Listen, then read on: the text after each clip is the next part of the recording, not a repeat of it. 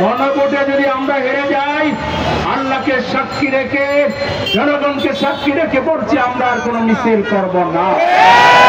কিন্তু জনগণ যদি পিয়ার চায়, তাহলে এই পিয়ার ছাড়া নির্বাচন দিলে এটা কি গণতন্ত্র হবে? সুতরাং জনগণের দুশ্মনে আপনারা পরিণত হবেন না, গণদুশ্মন হবেন না। আপনাদের দায়িত্ব হলো জনগণ যেটা চায় সেটা করা। আমাদের দাবি হলো জুলাই সনদ বাস্তবায়নে সাংবিধানিক ঘোষণার পাশাপাশি গণভোট দিতে হবে। আর সেই গণভোট 15ই নভেম্বরের মধ্যে দিতে হবে। একই সাথে গণভোট আর জাতীয় নির্বাচন করার ষড়যন্ত্র বাংলার জনগণ ব্যর্থ করে দেবে। এটা আরেকটা ষড়যন্ত্র। আমাদের দেশের মা বোনেরা একটা ভোট দিতেই তাদের ঘাম জোরে, এর মাঝে আপনি পিআরও ঢুকাবেন, অন্যান্য ঢুকাবেন, এরপরে আপনি ওটা একসাথে ভোট নেবেন। এই ভোট সুষ্ঠু হবে না এবং জনগণের কষ্ট হবে। এজন্য 15ই নভেম্বরের মধ্যে পিআরকে অন্তর্ভুক্ত করেই গণভোট নেন। তারপর জনগণ যেদিকে রায় দেয় সেই অনুযায়ী আপনারা নির্বাচনের ব্যবস্থা গ্রহণ করুন, তৈরি করুন। তারপরে সন্ত্রাসীদেরকে গ্রেফতার করুন। সারা দেশে যারা লুটপাট করছে, চাঁদাবাজি করছে, কার চেহারার দিকে তাকিয়ে পুলিশ প্রশাসন এগুলো ধরছে না। পুলিশ যদি ব্যর্থ হয়, আমাদের আর্মিকে ম্যাজিস্ট্রেটে পাওয়ার দেওয়া হয়েছে, আর্মিকে আপনি নির্দেশ করেন এবং এই অক্টোবরের মধ্যে এবং নভেম্বরের প্রথমার্ধে আপনারা চাঁদাবাজদেরকে 100% গ্রেফতার করেন।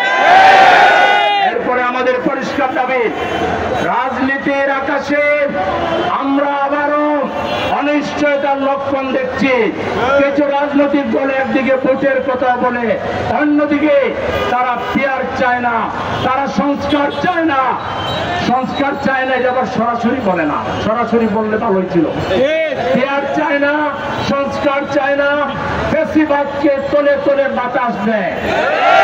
দুঃখ প্রকাশ করে টক শোতে বিভিন্ন জায়গায় এনিয়ে বিনিয়ে নেতারা যে আহারে আমাদের সেই আগের ফ্যাসিবাদী বন্ধুরা নাই, তাদেরকে ফিরিয়ে আনবার জন্য চলে বলে কৌশলে এনিয়ে বিনিয়ে কথা বলে জাতিকে যারা বিভ্রান্ত করবে তাদের কালো তালিকা করে রয়ের দালাল হিসেবে ঘোষণা দেওয়া। যা বলেন ডাইরেক্ট বলেন, যদি ভারতের পক্ষে হন বলেন আমরা ভারতের পক্ষে, যদি বলেন আওয়ামী লীগের পক্ষে বলেন আওয়ামী লীগের পক্ষে। আপনারা আওয়ামী লীগের পক্ষে থাকলে আমাদের অসুবিধা কি? দেখেন ডাইরেক্ট বলেন, এনিয়ে বিনিয়ে এইটা না ওইটা না এইসব করে জাতিকে বিভ্রান্ত করার চেষ্টা করলে যে পথে হাসিনা গেছে, ফ্যাসিবাদ গেছে, একই পথে নির্বাচনের আগে আপনারা রাজনৈতিক এতিমে পরিণত হন। দেশবাসী আসুন, আমরা এখনো নিয়মতান্ত্রিক আন্দোলন করছি।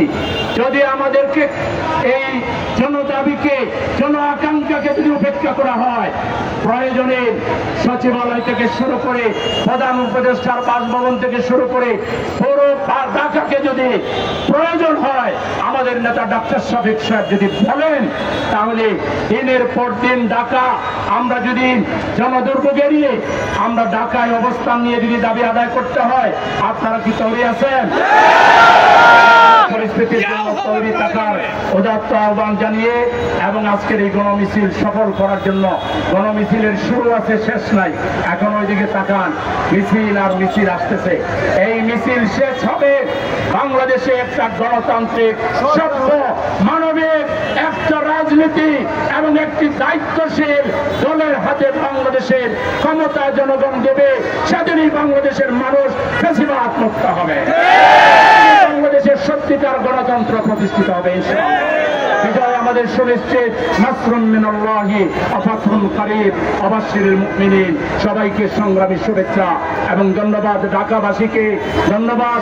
আমাদের মিছিলের সময় আপনারা সহযোগিতা করে, কষ্ট করে আমাদেরকে যে সহযোগিতা করেন, এই জন্য আপনাদেরকে ধন্যবাদ জানিয়ে আজকের সমাবেশ এবং মিছিলের কাজ এখানেই সমাপ্ত ঘোষণা করছি।